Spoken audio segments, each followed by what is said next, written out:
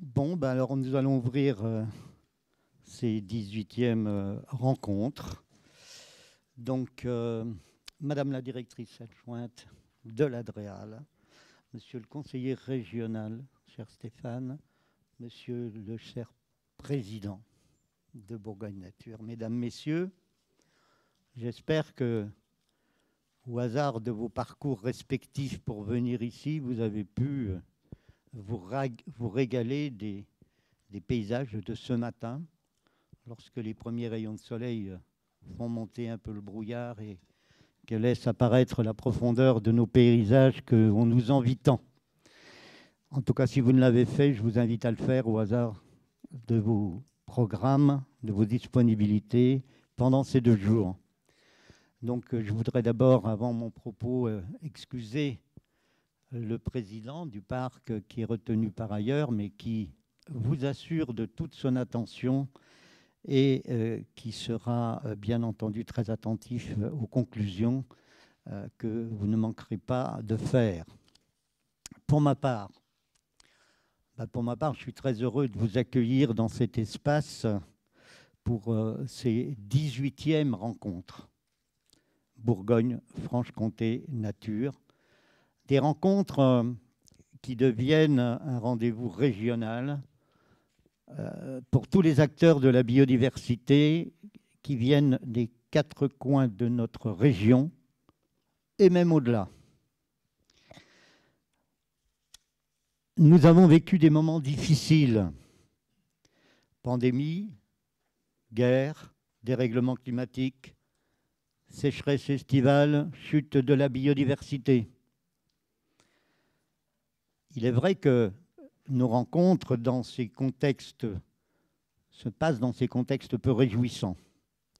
Cependant, c'est un réel plaisir et une réelle satisfaction de pouvoir nous retrouver.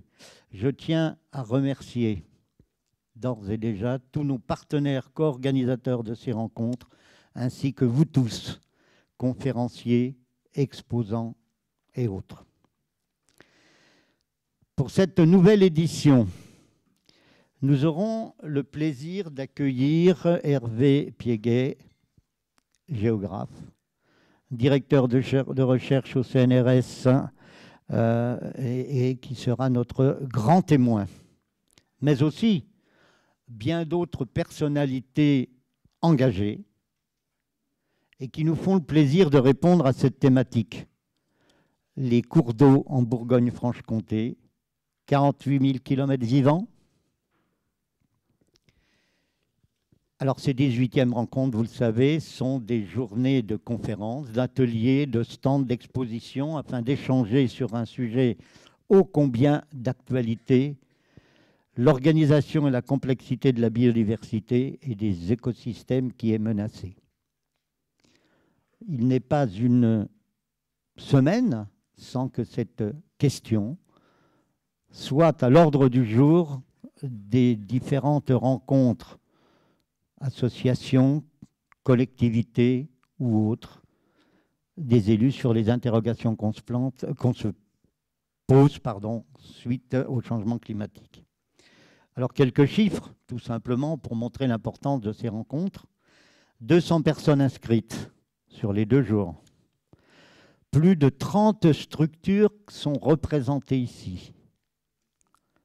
19 conférences, 21 intervenants. C'est aussi 5 posters scientifiques, 5 expositions, 11 stands, des experts, des spécialistes, des universitaires, des acteurs de la biodiversité, mais aussi des gens curieux de voir, mais aussi des inquiets. Des inquiets de nature, de tous horizons, du monde naturaliste, du monde de la recherche, du monde socio-professionnel, de l'administration, et puis bien sûr des bénévoles. Ces 18e rencontres se déroulent sous l'égide de l'association Bourgogne-Franche-Comté Nature, dont je pense que notre ami Michel, président, vous parlera tout à l'heure, après moi. Comme vous le savez, les relations homme-nature sont au cœur de l'action que nous menons dans les parcs naturels régionaux depuis leur création en 1967, soit maintenant 52 ans.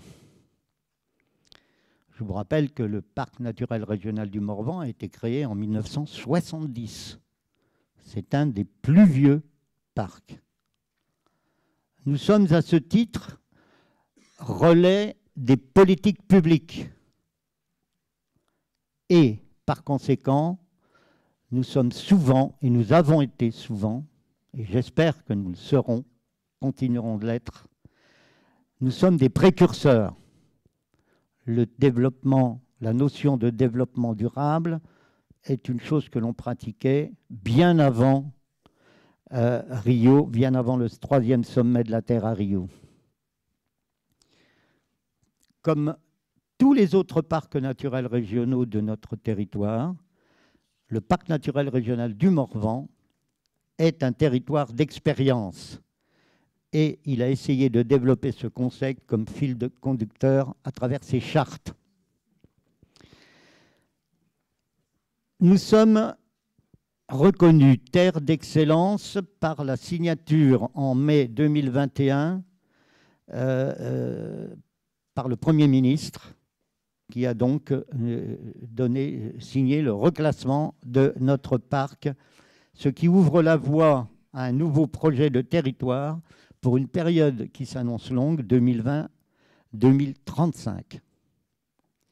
Soit 50 ans après le décret de 70 qui a attribué ce label au PNR du Morvan, c'est dire.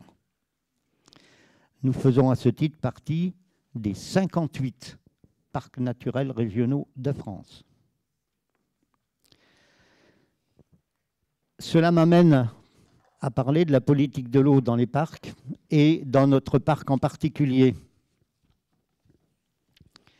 Depuis très longtemps, le parc naturel régional du Morvan, un territoire dont un des attraits repose, et vous le savez, sur un très riche réseau hydrographique, 3300 km de cours d'eau, 6 grands lacs, 3000 étangs, et nous avons à ce titre inclus dans nos politiques des actions en faveur de la connaissance et de la préservation des milieux aquatiques.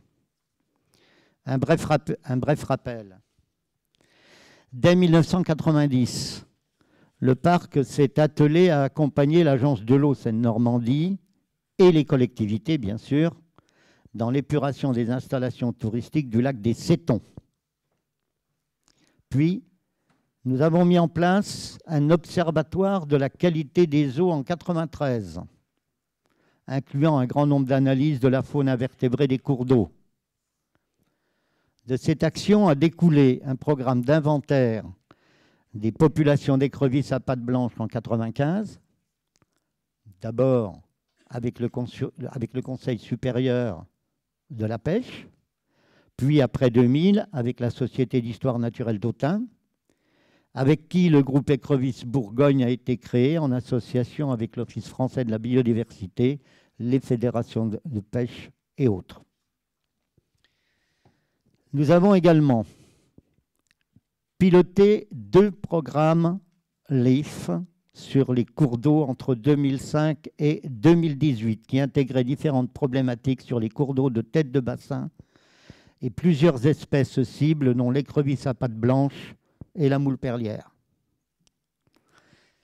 C'est aussi depuis 2000 que se montent, avec l'aide des agences, les premiers contrats, d'abord sur le bassin de l'Yonne, puis sur le versant de la Loire. Nous avons en 2016, puis en 2018, puis en 2022, nous nous sommes vus confier la compétence GEMAPI et GEMA sur les deux grands bassins de l'Yonne et de l'Aron. Si vous avez en mémoire ce que représente la carte du parc, ça représente une très grande partie de notre territoire. C'est dire si le parc est reconnu en matière d'expertise dans ce domaine. Le fait d'être en responsabilité sur ces deux bassins nous amène à travailler et à réfléchir bien au-delà, bien sûr, de notre territoire. Les objectifs de ces contrats sont de concourir à la restauration ou au maintien du bon état écologique des cours d'eau, mais aussi d'être des instances de réflexion et de concertation avec tous les acteurs pour améliorer notre gestion sur les bassins versants et, à présent, pour s'adapter au mieux face aux effets de l'évolution rapide des conditions climatiques, tant sur la qualité que sur la quantité de l'eau. Le partage des usages, la mise en place d'actions fondées sur le fonctionnement des écosystèmes naturels sont au cœur du débat. Fonctionnement des zones humides, gestion équilibrée des activités sur les bassins versants, intégration de la problématique des étangs en tête de bassin, ressources d'eau potable, défense incendie, énergie, etc. Je ne vais pas allonger cette liste d'actions que nous menons en faveur de l'eau. Ce serait un petit peu long. Alors, ce que je voudrais dire, c'est que un grand merci à vous tous d'être venus pour participer à cette 2 journées de concertation. Profitez au maximum d'elles pour pouvoir visiter la maison du parc. Je vais faire un peu de publicité, comme d'habitude. C'est, je crois, une excellente vitrine du Morvan, de notre territoire, d'un territoire que l'on aime, d'un territoire où l'on vit, où l'on veut continuer de vivre dans les meilleures conditions. Et je voudrais, pour terminer, remercier l'équipe de Bourgogne-Franche-Comté Nature qui est hébergée dans nos locaux, cher président, tous les bénévoles qui y ont participé pour l'organisation de ces belles rencontres afin de vous accueillir dans les meilleures conditions possibles. Bons travaux.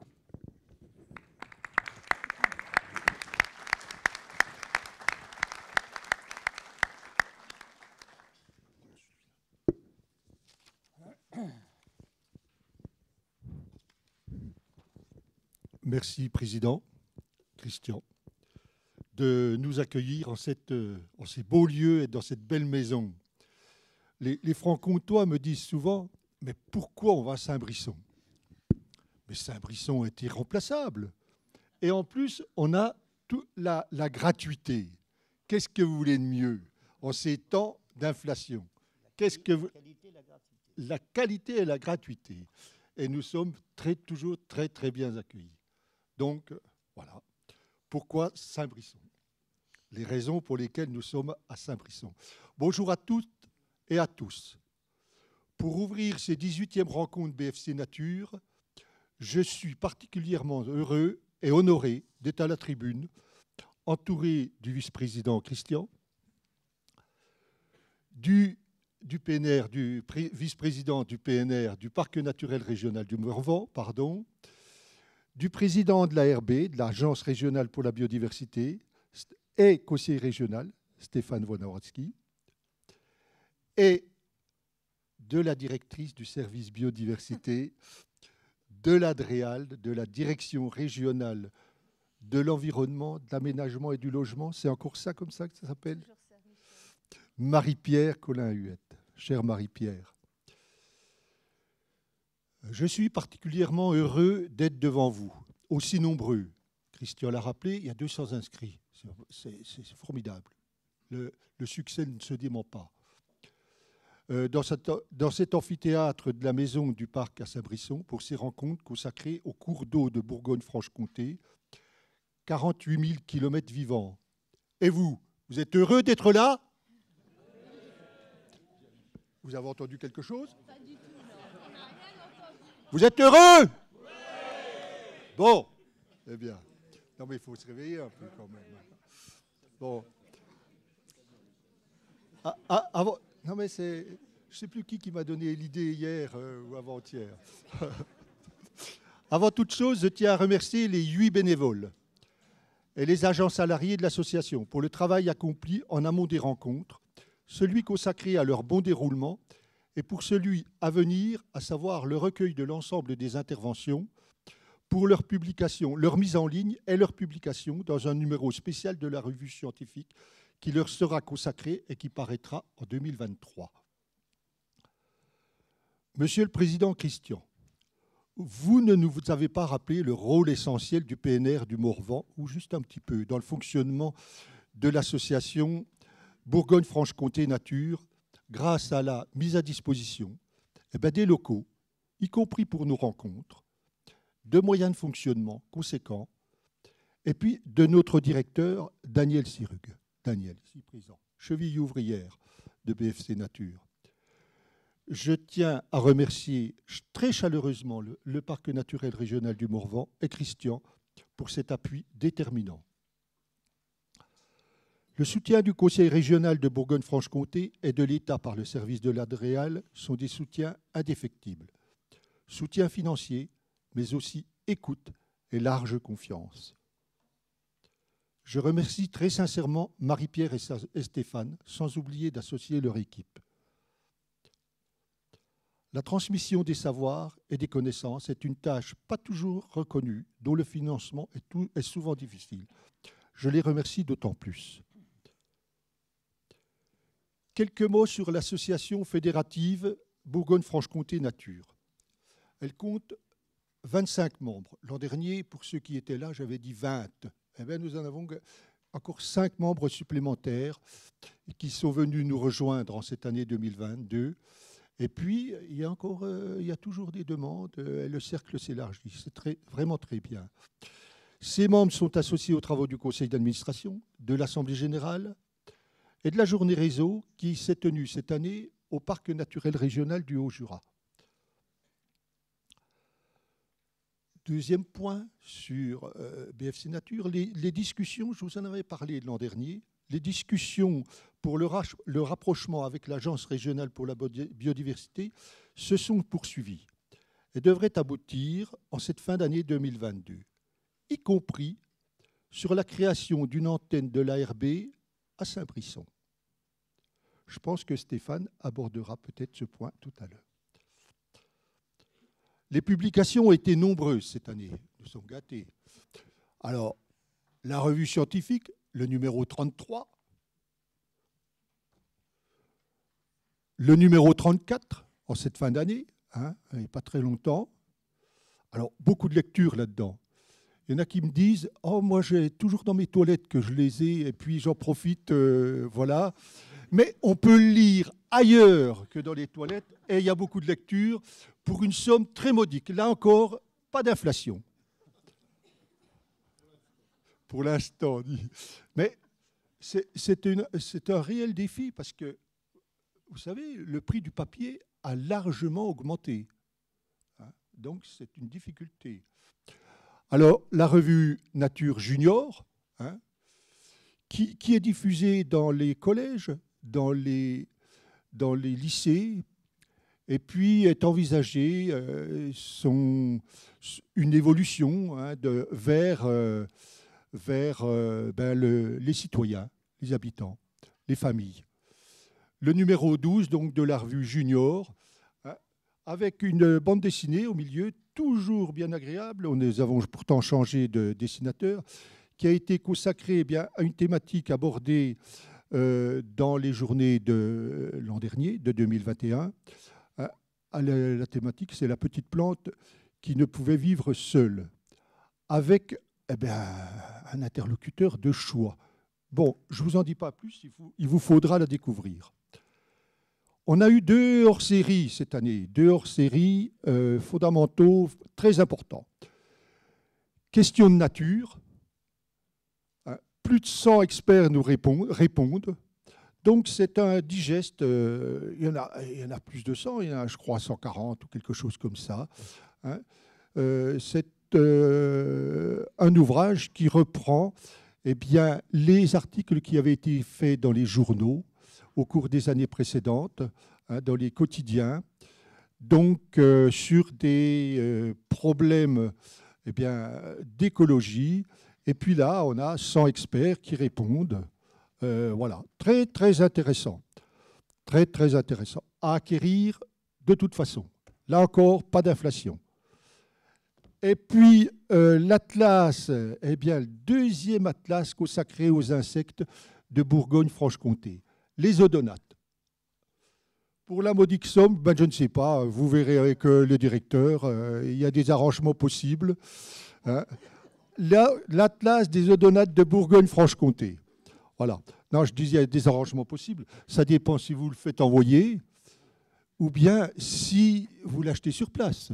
C'est pas le même prix. Hein. La Poste a modifié ses tarifs. Hein. Oui, voilà. Donc, si vous achetez le tout, si vous vous abonnez sans restriction, il n'y a pas de problème. Il n'y a pas de problème. La trésorière est là, le trésorier aussi, et puis toute l'équipe. Donc, voilà pour les publications. Bon, ben voilà. Revenons-en à nos 18e rencontres consacrées au cours d'eau. Premier mot, ces rencontres ne seraient pas s'il n'y avait, Christian l'a rappelé, 21 intervenants avec 19 conférences. J'ai participé au comité de sélection. La sélection a été particulièrement sévère, car nous avons enregistré 60 demandes d'intervention. Concernant la restauration des cours d'eau, ont été privilégiées les opérations bénéficiant d'études préalables, d'un programme de réalisation et les résultats mesurés par des méthodes scientifiques. On avait des communications de ce type et on les a privilégiées. On n'avait pas beaucoup. Hein, beaucoup nous ont fait part de projets. Les projets, oui, des fois, les projets, on en rabat un peu, hein, parce qu'on n'a pas tout l'argent, parce qu'il y a des choses qui ne sont pas réalisables, on a été trop optimiste, etc. Des posters, le président Guyot les a rappelés, au nombre de 5, les expositions, les stands. Je voudrais souligner aussi, pour cette manifestation, les soutiens du Conseil régional et de l'ADREAL de Bourgogne-Franche-Comté, du PNR du Morvan. Ça ne se réaliserait pas sans eux. Le Muséum d'Autun a assuré le tirage des affiches de nos rencontres. Et enfin, je voudrais remercier le grand témoin, Hervé Piéguet, qui ouvrira les rencontres et nous assistera durant ces 2 jours. C'est un honneur de vous recevoir. Je vous remercie. J'ai le plaisir de tous vous accueillir, y compris une classe du lycée de Quetigny. Oh, ça tombe bien qu'ils soient arrivés. La salle est un peu plus remplie, mais c'est parfait. Hein, c'est vrai que Saint-Brisson, c'est loin, il faut se lever. Bon, voilà. Mais quand on a les cours d'eau, quand on a des thématiques comme ça, on se lève volontiers. Cette thématique des cours d'eau a été privilégiée, entre autres, parce que le 18 mars 2022, le comité de bassin Rhône-Méditerranée a adopté le schéma directeur d'aménagement et de gestion des eaux, le SDAGE, qui fixe la stratégie pour l'atteinte du bon état des milieux aquatiques en 2027. Il y a du travail, hein, pour ne pas vous le cacher, et vous le savez. Il y a du boulot pour y arriver, mais enfin, si on y arrive, belle ambition. D'aucuns vous diront que tant va la cruche à l'eau qu'à la fin, elle se casse. C'est bien le cas de nos rivières qui subissent continuellement des agressions toujours renouvelées, prélèvements, rejets polluants directs, dysfonctionnement des stations d'épuration, pollution des sols, remblaiement, assèchement des zones humides, rectification de petits ruisseaux, artificialisation du lit majeur, perturbation du fonctionnement des nappes alluviales associées, réchauffement climatique. Beaucoup d'incivilités, de non-respect de la réglementation et des condamnations malheureusement rares. Comme on le verra au cours de ces 2 journées, des équipes s'engagent courageusement pour la reconquête de telle ou telle rivière sur la base d'études scientifiques approfondies, en faisant œuvre de pédagogie auprès des citoyens, auprès des décideurs, en déposant les dossiers administratifs nécessaires, en réunissant les ressources financières indispensables et en faisant appel à des entreprises spécialisées dans le domaine. Tout cela, quand une seule atteinte, difficilement réversible, ne demande que quelques heures. Au terme de ce mot d'accueil, je souhaite tout simplement que nos rencontres agissent comme les petits ruisseaux qui font les grandes rivières. Je vous remercie et vous souhaite des rencontres excellentes et fructueuses.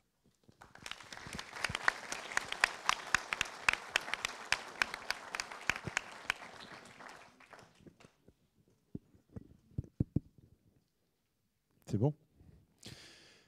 Merci Michel, merci Christian. Bonjour à toutes et à tous. Les salutations ayant été faites, je vais commencer directement ce mot d'accueil. Nous sommes donc réunis une nouvelle fois avec grand plaisir, même avec très grand plaisir, pour les rencontres Bourgogne-Franche-Comté Nature. Christian l'a dit tout à l'heure, ce sont les 18e du nom. Elles ont d'abord été bourguignonnes et fusion des régions oblige. Elles sont maintenant bourguignonnes et franc-comtoises.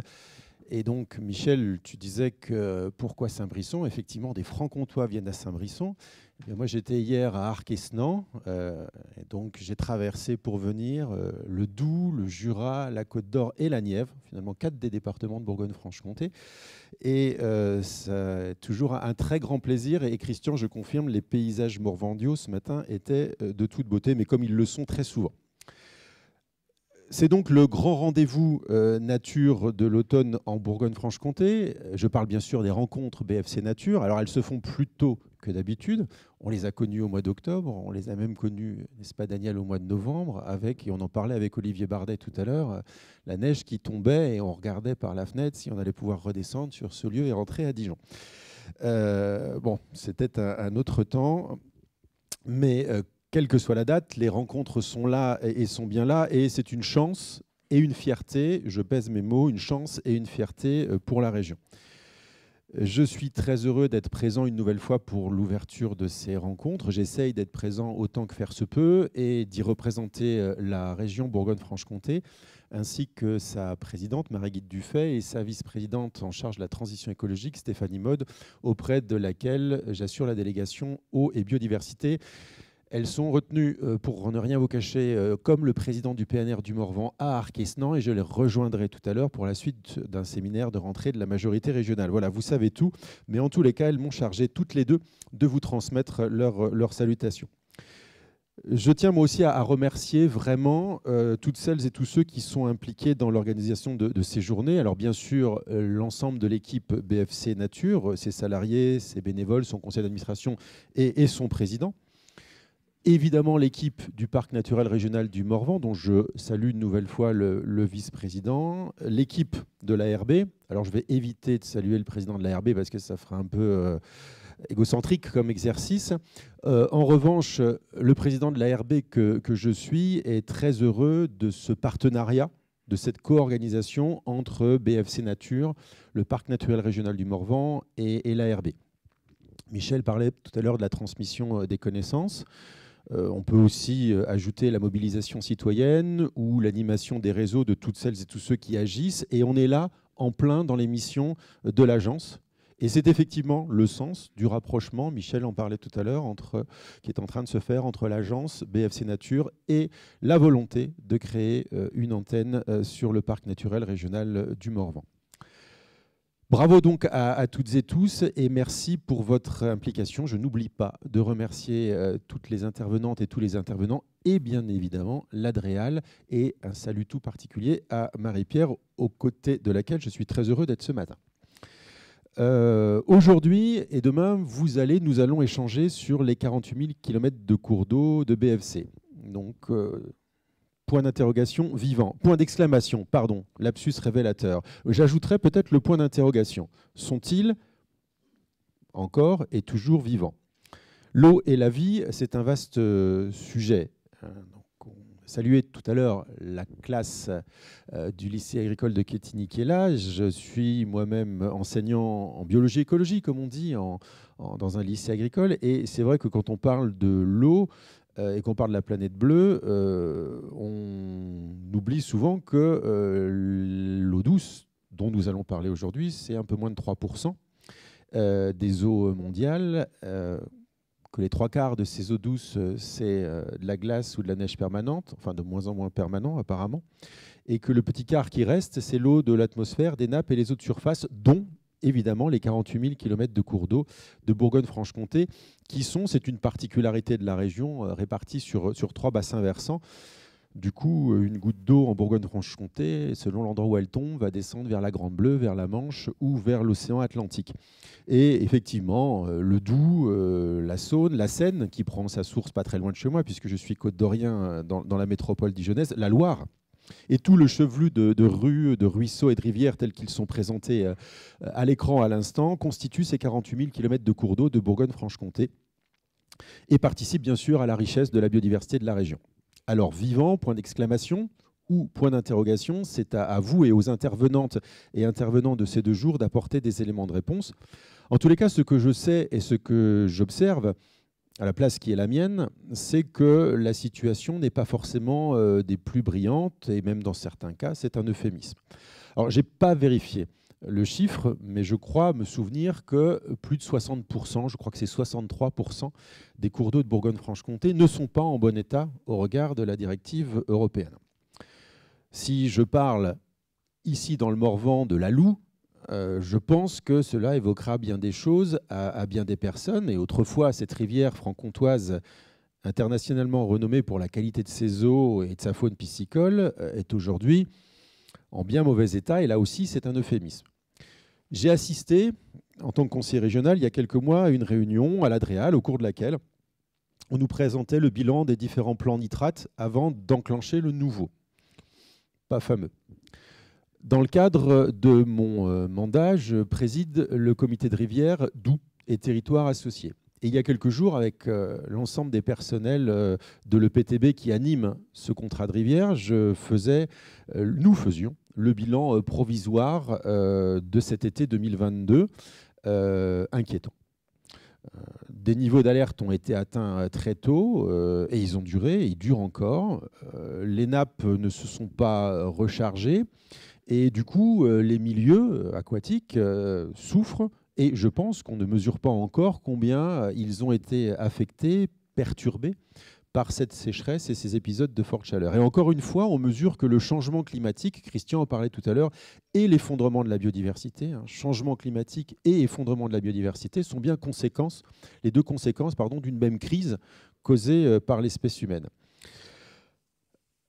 Alors, je sais, pour avoir le plaisir d'être élu depuis plus de 10 ans à la région, que les constats sont faits, et nous les faisons, vous les faisiez, j'allais dire au quotidien, que des actions, des stratégies sont mises en place, il ne faut pas nier évidemment cela, et que vous êtes nombreuses et nombreux à agir. Est-ce que c'est suffisant? Je crois que non. Faut-il pour autant baisser les bras? Évidemment non. Mais il en va de notre responsabilité vis-à-vis de celles et ceux qui habiteront et vivront sur ces territoires, sur cette planète après nous. Mais il y a vraiment urgence. Les étés particulièrement chauds et secs que nous avons connus depuis plusieurs années nous montrent à quel point les milieux aquatiques sont fragiles. Michel en parlait tout à l'heure, nous montre à quel point nous sommes fragiles et à quel point l'eau vitale, indispensable à la vie sur Terre, on le sait, doit être préservée, gérée et partagée. On est là, je pense, à la croisée des chemins, à une époque charnière, compliquée, qui peut aussi, et je l'entends, être angoissante à bien des égards. Et je pense, et c'est ma conviction profonde, que nous devons faire de la préservation de la biodiversité, la priorité numéro 1. Ce n'est pas moi qui le dis, c'est dans un des éditos excellents de Bourgogne-Franche-Comté Nature, signé par Patrick Giraudoux et François Dehonte. La préservation de la biodiversité devrait être la priorité numéro 1. Je partage ce constat. Mais ce n'est pas simple. C'est pas simple. Je le mesure en tant que président de l'ARB. Vous le mesurez aussi à la place qui est la vôtre. Il y a toujours une autre urgence plus urgente que la préservation de la biodiversité. L'effondrement de la biodiversité ne se voit pas, en tous les cas, pas autant que ce qu'on peut mesurer lorsqu'il fait très chaud ou lorsqu'il ne pleut pas. L'effondrement de la biodiversité n'impacte pas notre quotidien comme peut le faire une vague de chaleur ou une période de sécheresse. Et pourtant, il est là et il est bien là. Et ce n'est pas facile de parler de biodiversité quand notre quotidien n'est pas simple. Alors, je ne veux pas rester sur cette note pessimiste, parce que je ne suis pas collapsologue, et je crois à la force de l'action, et de l'action collective et de l'action publique, sinon je ne serais pas là devant vous. Donc merci pour l'organisation de ces journées où vous allez faire des constats, partager des expériences, débattre, proposer des solutions. Et je pense vraiment que ces rencontres Bourgogne-Franche-Comté Nature font partie de ces fameux changements transformateurs auxquels nous sommes appelés, que nous devons commencer au quotidien dans nos vies, que nous devons amplifier sur l'ensemble de nos territoires et sur l'ensemble de la planète. Et ça, c'est plus que la part du colibri. Alors l'an dernier, on revenait du congrès mondial de l'UICN, de l'Union internationale pour la conservation de la nature, qui nous disait « on a 10 ans, il nous en reste 9 ». Continuons donc. Et je termine avec une citation de Giono que j'aime bien utiliser quand on parle de l'eau. Giono a écrit « La vie, c'est l'eau. Si vous mollissez le creux de la main, vous la gardez. Si vous serrez les poings, vous la perdez. » Alors ensemble, je pense, Michel l'a dit tout à l'heure, il faut que nous retroussions nos manches, que nous ne serrions pas les poings, qu'on garde l'eau vitale, et qu'on préserve la biodiversité. Et comme ça, on y arrivera. Merci.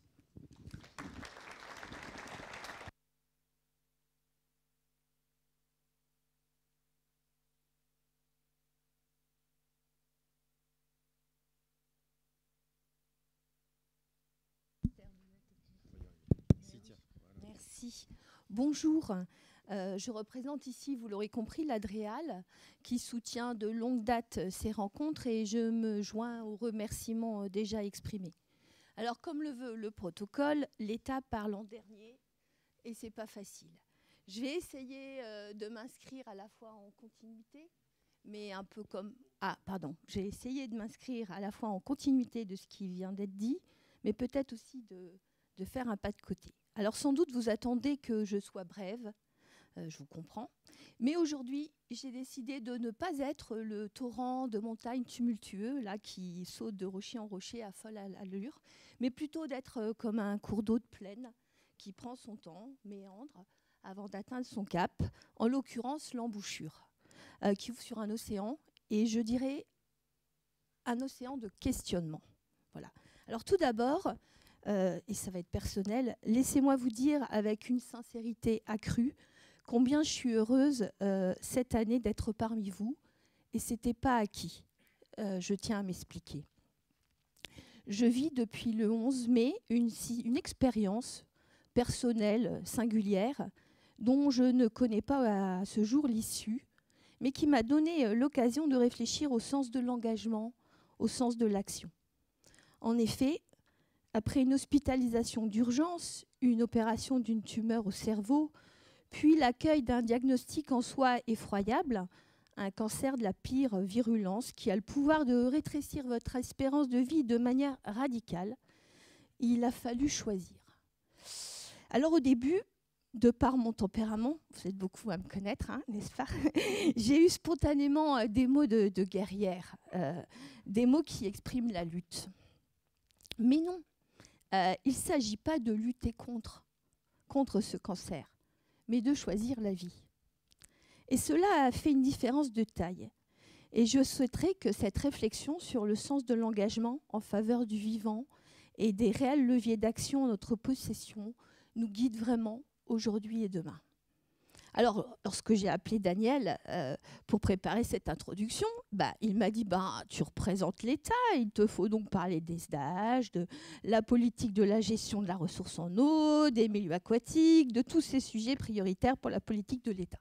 Ah, effectivement, hein, nous ne manquons pas de priorités, d'outils, de cadres à l'échelle européenne, ça a été rappelé, internationale, pour atteindre une gestion équilibrée de la ressource en eau et des milieux aquatiques. Je pourrais vous parler, ça sera un scoop, du dire de l'État pour une gestion durable de la ressource en eau en région Bourgogne-Franche-Comté, adopté hier par nos 8 préfets. Ou du nouveau plan national zones humides 2022-2026, qui amplifie les actions en faveur de la connaissance, de la protection, de la restauration des milieux humides, en soulignant combien les zones humides des tourbières du massif du Jura, de la basse vallée du Doubs, de la Bresse sont emblématiques au-delà même de notre région.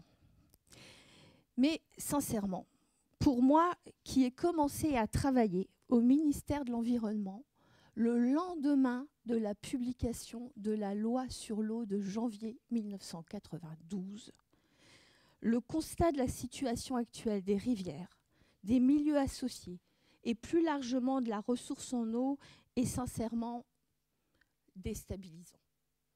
Hein, je le dirais comme ça. Alors par exemple, dans le prolongement des propos de Michel, je peux témoigner que nous n'avons pas collectivement ménagé notre implication pour élaborer à la fin des années 2000 les SDAGE en application de la directive cadre sur l'eau d'octobre 2000. On y a tous cru.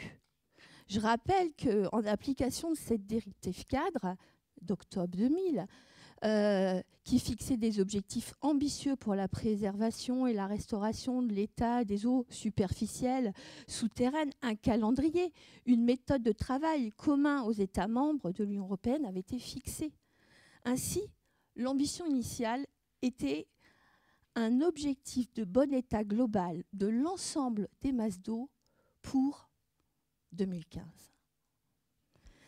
Alors, dans certains cas, par rationalité, l'objectif de bon état, on savait qu'on ne pouvait pas l'atteindre à cette date. Donc la directive nous permettait de reporter les délais à 2021 ou 2027. En 2022, comme l'a dit Michel, 3 nouveaux SDAGE pour notre région ont été adoptés. Alors, en miroir des propos de Stéphane, 22 ans après la DCE, où en sommes-nous? C'est une vaste question qui m'interpelle. Alors, pour être le miroir opposé de Stéphane, je vais vous donner le chiffre des masses d'eau de surface en bon état ou en très bon état écologique pour notre région. Alors, dans cette dernière catégorie, je souligne que seules quelques rivières exceptionnelles atteignent le très bon état écologique. C'est 27% de nos masses d'eau. 27% de nos masses d'eau, 22 ans après la publication de la directive cadre sur l'eau. Alors vous me direz, déjà, peut-être que dans certains cas, sur le très bon état écologique, la petite victoire, c'est celle de la non-dégradation. En soi, c'est déjà beaucoup. Ouais. Alors les altérations les plus importantes dans notre région concernent celles faites au milieu aquatique. 60% des bassins versants de la région ont un fonctionnement altéré par des aménagements. Et les 3 SDAGE identifient 626 secteurs prioritaires sur 1470 où il faudrait engager des actions de restauration de la morphologie des cours d'eau. Alors, je soulignerai, mais vous le savez tout aussi bien que moi, voire mieux, qu'un fonctionnement hydromorphologique équilibré d'un cours d'eau permet l'atteinte du bon état écologique. Il n'y a pas besoin d'autre ingénierie. Il suffit de. Alors, c'est ce qu'en langage techno-administratif, nous appelons désormais les solutions fondées sur la nature. C'est intéressant d'examiner les mouvances des vocabulaires. Hein, mais enfin voilà. Donc maintenant, nous parlons de solutions fondées sur la nature. Je ne vais pas les détailler parce que je crois que nous les verrons tout au long de ces rencontres. En fait, je ne vais pas être trop longue, mais les causes d'altération de la ressource en eau en région sont nombreuses. Je citerai juste la seconde que vous avez tous en tête, les pollutions d'origine agricole, Stéphane en a parlé, qui affectent l'alimentation en eau potable, mais aussi la qualité des rivières. Alors il serait tentant de dire tout ça pour ça et de continuer à dresser les constats sans complaisance. Mais ne devons-nous pas plutôt comprendre pourquoi ce modèle technocratique n'a pas tenu ses promesses? Cela me semble une des leçons de la crise écologique actuelle. Qu'est-ce qui doit guider nos actions? C'est une question de société, car la disponibilité de la ressource en eau douce est désormais menacée à toutes les échelles. Nous en faisons l'expérience, et Stéphane nous l'a rappelé. Le changement climatique modifie déjà le cycle de l'eau. les épisodes de sécheresse sont de plus en plus fréquents et débutent plus tôt dans l'année. Les conséquences affectent toutes nos activités humaines, agriculture, industrie, production d'électricité, etc. Mais il nous faut remonter à la source, à l'état des milieux naturels, qu'ils soient aquatiques, mais bien sûr également terrestres. Alors, dans la perspective de ces rencontres, j'ai voulu faire un pas de côté et j'ai lu ou relu, plus exactement, Élisée Reclus, alors 1830-1905. Alors, c'est un grand géographe, un voyageur, un anarchiste et un précurseur de l'écologie. Alors, plus particulièrement, il a écrit un petit livre qui s'appelle « Histoire d'un ruisseau ». J'avais été tentée de vous en lire un extrait, mais le temps passe, je suis bavarde, donc je ne vais pas le faire, mais je peux que vous inviter à lire ou relire ce petit livre précieux qui mêle à la fois la curiosité scientifique, la pertinence de la description, l'émerveillement du poète et je dirais aussi l'engagement similaire à ceux des lanceurs d'alerte de notre siècle. Alors vous l'aurez compris, je m'interroge. Pourquoi, alors que nous disposons de tous les outils réglementaires, techniques, de tous ces rapports scientifiques, de tous ces constats étayés, n'arrivons-nous pas à atteindre un objectif fonctionnel du bon état écologique des rivières? Pourquoi l'homme ne prend-il pas exemple sur le ruisseau qui creuse son chemin tout en composant avec son environnement? Albert Einstein a dit « On ne peut pas résoudre un problème avec le même mode de pensée qu'il a généré. »